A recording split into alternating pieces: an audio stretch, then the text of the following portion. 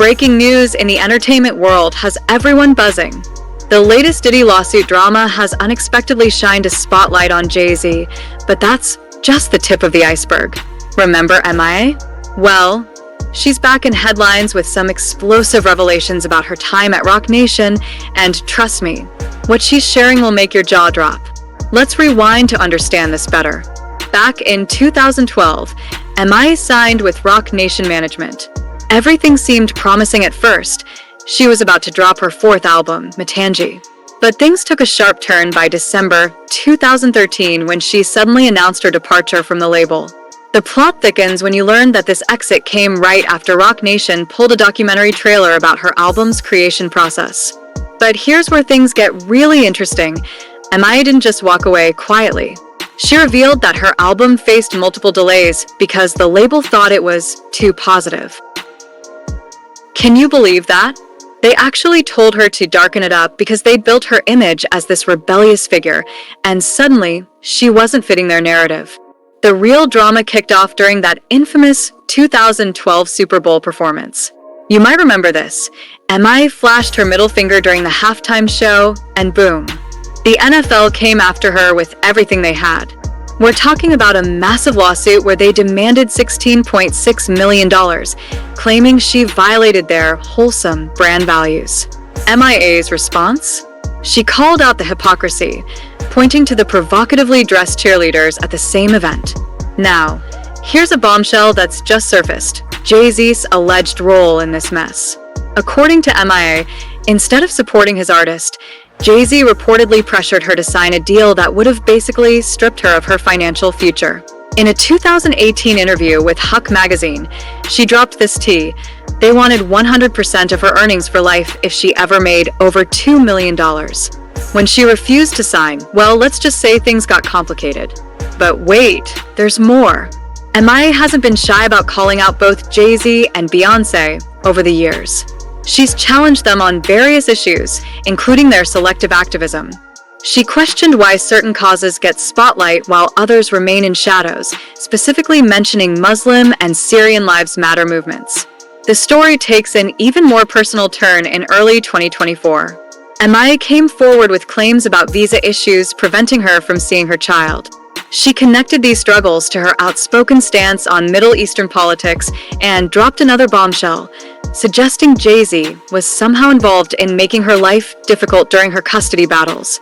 According to M.I.A, the custody drama kicked off in 2013, right when she was under Jay's management. She claims the Bronfman family, yes, the ones connected to that controversial organization, were somehow involved, alleging they paid Jay to complicate her life.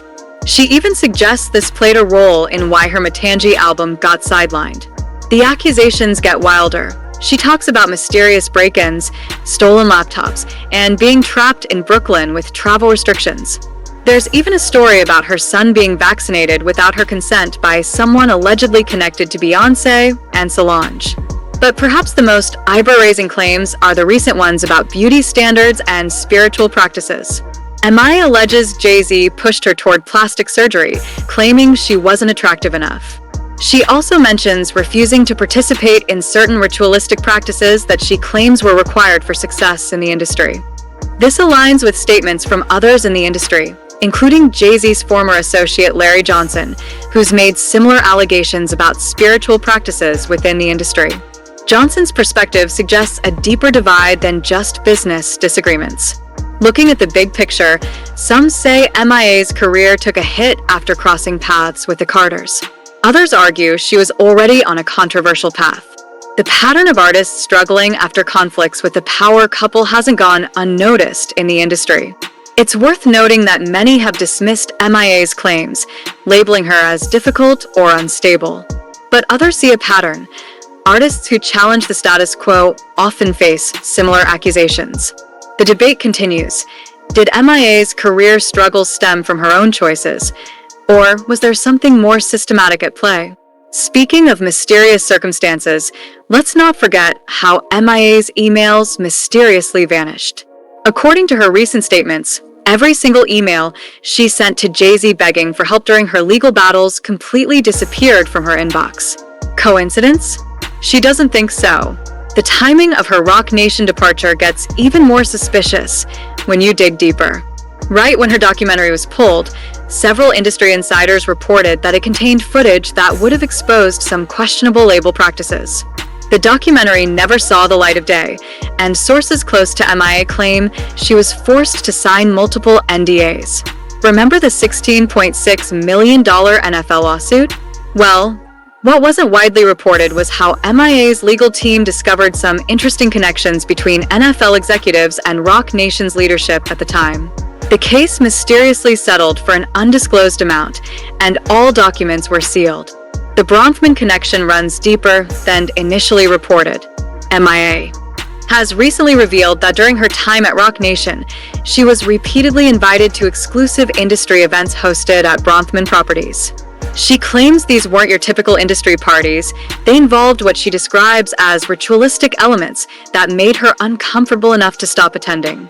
Her son's vaccination incident with Aurora James wasn't just about health choices. M.I.A. claims there's documented evidence of Aurora James attending multiple private events with the Carters just days before the incident. She suggests this wasn't a coincidence, but part of a larger pattern of control. The plastic surgery demands reportedly didn't stop at just suggestions. M.I.A. says she was presented with complete makeover plans, including specific surgeons' names and even pre-booked consultation appointments she never asked for. When she refused, her video budgets mysteriously got slashed. Former Roc Nation employees who worked during M.I.A.'s time there have started speaking out anonymously.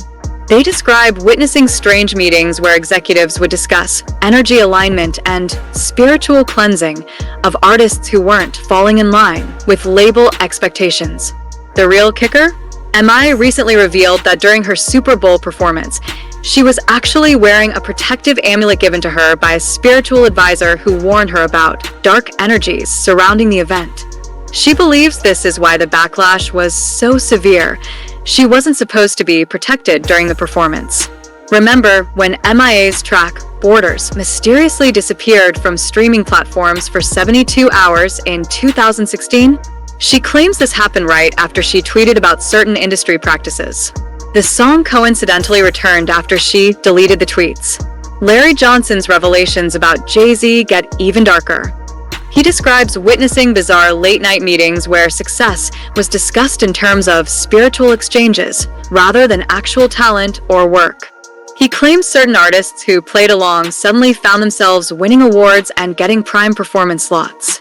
M.I.A.'s studio sessions during her Roc Nation days were allegedly monitored by what she calls spiritual consultants who would advise on everything from recording times to which instruments could be used. She claims her biggest hits were the ones she recorded in secret, away from these consultants. The custody battle timeline suspiciously aligns with major industry events. Every time M.I.A. was scheduled to perform at events not approved by her former label, she'd suddenly face new legal challenges regarding her son's custody arrangements. Industry insiders have noted how M.I.A.'s sound changed dramatically during her Roc Nation period. Music theorists point out how her traditional Sri Lankan influences were systematically removed from her tracks, replaced with more commercially acceptable sounds. She now claims this was part of a larger cultural cleansing agenda. New documents suggest that Aurora James' connection to the Carters dates back further than previously thought, with financial ties to several of Beyoncé's business ventures. This adds another layer to M.I.A.'s claims about coordinated efforts against her. The latest? A former security team member from M.I.A.'s Roc Nation days recently came forward, describing how they were instructed to report her daily movements, especially her interactions with certain spiritual leaders and activists. This surveillance allegedly continued even after she left the label. The real question isn't whether M.I.A.'s career would have been different without Jay-Z. It's about how many other artists have similar stories they're afraid to tell. Some say the recent Diddy lawsuit might finally crack open this industry vault of secrets. M.I.A.'s latest posts suggest she's sitting on even more revelations, waiting for the right moment to share them. With the industry currently shaking from multiple scandals, that moment might be coming sooner than anyone expected. These revelations, especially in light of recent events, raise serious questions about power dynamics in the music industry. Is this another case of an artist's career being impacted by powerful figures, or is there more to the story? How deep does this industry's dark side really go? What do you think about all this? Is M.I.A.'s story another example of what happens when artists clash with industry titans, or is there more to this narrative than meets the eye? Share your thoughts below. This conversation is far from over. Remember, as these stories continue to develop, one thing's clear: the entertainment industry's surface barely scratches what lies beneath. Stay tuned, because something tells me this isn't the last we'll hear about this situation.